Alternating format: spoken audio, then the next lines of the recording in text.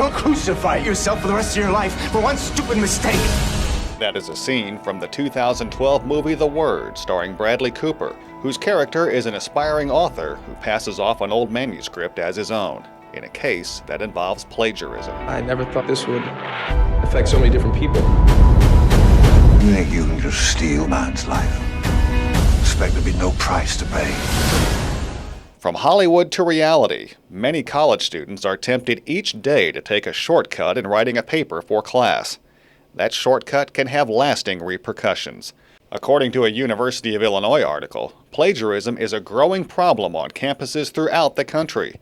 In many cases, it is a direct result of students having instant access to volumes of information, including term papers, available on the internet.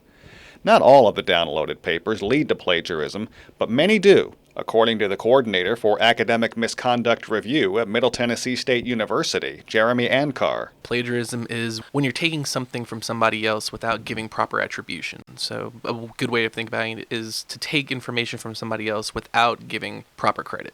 Most colleges address plagiarism during new student orientation and with printed literature and university handbooks.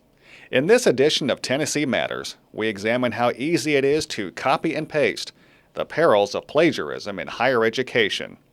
Several experts like Belmont University's Neil Jamerson and forensic specialist Frederick Lane cite startling facts concerning plagiarism. At the collegiate level, research has shown about 34% of students admit to plagiarism. In some ways, that's really the first brush that kids will have with the idea of illegality and using their computers. Just because something is on the internet doesn't mean that they can use it as if it's theirs. There's a difference between doing research and committing plagiarism. To elaborate on this, attorney and computer forensic expert Frederick Lane, author of Cyber Traps for the Young, shows in an internet video how easy it is for many students to cheat using today's technology. Just put in iPhone cheat into YouTube and you'll get hundreds of videos of these kids demonstrating how they use their iPhone to take photos of quizzes and text them to friends. While technology makes it easier to have access to information, many hope the media can also draw attention to the perils of plagiarism. One high-profile example is reporter Jason Blair, who resigned from the New York Times in May 2003 in the wake of the discovery of plagiarism and fabrication in his stories. A Fragile Trust is a 2013 documentary that tells the shocking story of Blair. I lied about where I had found the information. I poured everything into journalism, and I would lose it all. College Plagiarism on the Rise, Blame the Web or Blame the Student, is an article by Zach Whitaker. He notes how some college students thrive on the pressure, whereas, unfortunately, it falls down to sheer laziness and poor time management, such as with this student who found classmates helping themselves do her work. I've seen personally someone just take your stuff and use it as their own. For Chantel Copeland, a senior at Tennessee State University, a student stole her video project for a journalism class and turned it in as their own. Needless to say, Copeland was surprised when the professor played the video clips in class. Oh my God, did somebody really just use my stuff? It was a little upsetting just to think because they didn't want to do their own work, just use my stuff. Some question whether technology is to blame. In his article, Zach Whitaker says technology is controlled and managed by those who create and use it. If technology is misused or abused, it is the person behind it who is at fault. Neil Jamerson of Belmont University is the Director for Student Conduct and Academic Integrity. Jamerson talks with students about ways to avoid plagiarism. As I'm working with students who have committed an honor pledge violation, what they're telling me is that the reasons were that led them to commit a violation, so that they have an understanding that anybody can find themselves in that situation where they're tempted to make what they may see as a small choice, but really calls into question their integrity. Jamerson says at Belmont, a private school, the Faculty Senate designed the Honor Pledge, where faculty have the option to adjudicate a case themselves or send it to the Honor Court.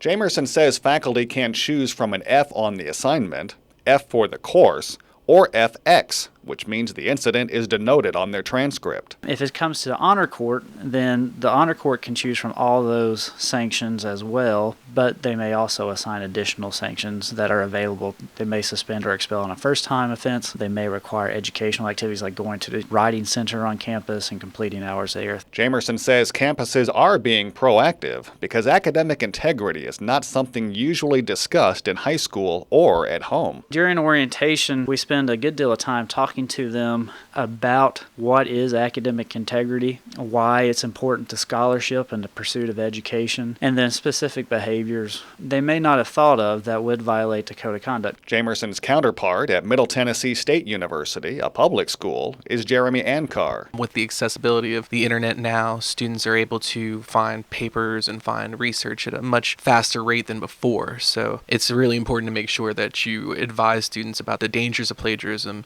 and the reasons why they should avoid it. Ankar points to technology, such as Turnitin.com, which is anti-plagiarism software. Whenever a student turns in a paper, the software will go through the paper and then it can compare the paper to various internet sources. So whenever you have the paper that's turned in, it can show, well, if you took 30% of your paper from, say, Wikipedia. Not only are schools taking proactive measures to discuss the perils of plagiarism during freshman orientation, but many faculty address it on the first day of class via wording on the syllabus. Dr. Donald Page, a professor at Tennessee State University, says the plagiarism detection services are very good. Still, discussing this with students sometimes falls on deaf ears. One student was at least smart enough to try to do an end run around the software and turn it in on paper, saying he couldn't get into the system, but then his paper was something that would have done a grad student proud, so it was quite obvious it was not his work anyway. Lipscomb University, a private school, has had a plagiarism policy in place for the last 10 years. Dr. Ruth Henry, chair of the Academic Council at Lipscomb, says a first offense is filed in her office, but a second offense results in a hearing. This is where Henry hears all kinds of stories from students. They'll say, this is not me, I'm not usually like this, it was finals week, I had so many things due, and this just seemed like an easy way to get the assignment, and I usually don't do this, so they do say that. But I do think the electronic access has made it so much easier because it's so easy to copy and paste. How does one professor handle a situation when a student is caught? Here is longtime Tennessee State University professor Donald Page. My syllabus says up front, and I remind the students at the beginning and when we're discussing the assignment, that the first time I catch them, it's a 0 for the assignment and it cannot be made up. The second time, it's an F for the course.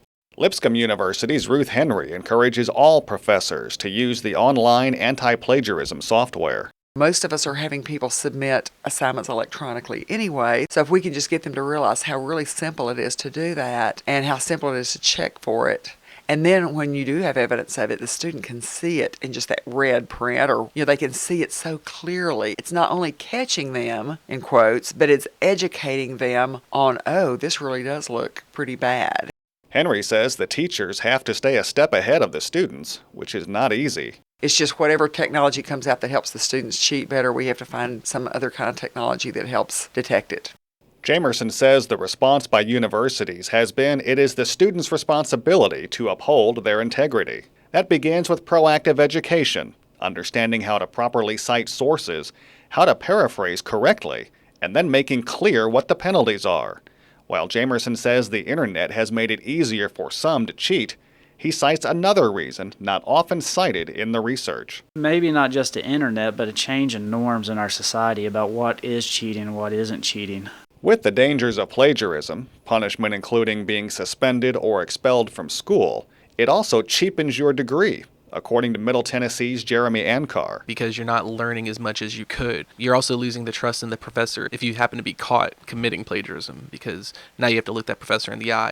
The plagiarism software will show the percentage of material that was taken, the paragraph used, and then it will link to the website showing where it came from. But Ankar warns professors have to check each and every paper. When you have deadlines and pressures, there are going to be those few students that want to commit plagiarism. But I truly believe students want to do the work. Students want to get the most out of their education because that's what they're paying for. For college student Chantel Copeland, the issue of plagiarism hit close to home. Plagiarism, any kind of work that you do, people, if they have access to it, they use it. Author Zach Whitaker's article questions, with greater risk of getting caught, whether or not university measures act as a deterrent. This remains to be seen, but with plagiarism software, there is no doubt that it is certainly becoming harder to get away with the crime of plagiarism. For Tennessee Matters, I'm Terry Likes.